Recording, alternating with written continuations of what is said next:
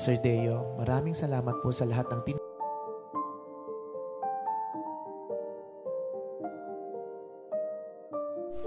Hindi nakaligtaan ng It's Showtime family na magpaabot ng pakikiramay sa mga yumaong haligi ng ABS-CBN. Sa segment ng Especially For You ay nagbigay ng pahayag sina Ann Curtis at Vice Ganda sa pagpanaw nina Attorney Jake Alemda Lopez at Sir Deo Endrinal.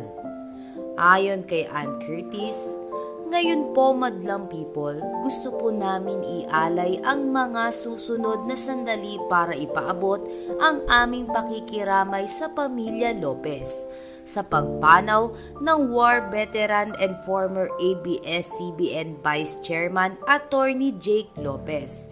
You are in our thoughts and prayers. Ayon naman kay Vice Ganda, at isa rin pong pagpupugay para sa isang pinakamahalaga at pinakamamahal natin kapamilya dito sa ABS-CBN. Hindi lang siya ama ng Dreamscape Entertainment, ama rin ng maraming kapamilya, TV show na inyong tinangkilik at patuloy na tinatangkilik at minamahal. Patuloy siyang magiging inspirasyon, lakas, gabay at maraming kapamilya sa harap at sa likod ng kamera, Sir Deo Endrinal. Bakas naman sa mga It's Showtime host ang kalungkutan habang nagsasalita si Vice Ganda.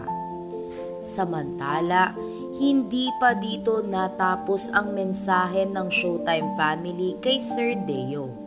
Ayon pa kay Vice Ganda, Sir Deo, maraming salamat po sa lahat ng tinuro at ibinahagi nyo sa amin.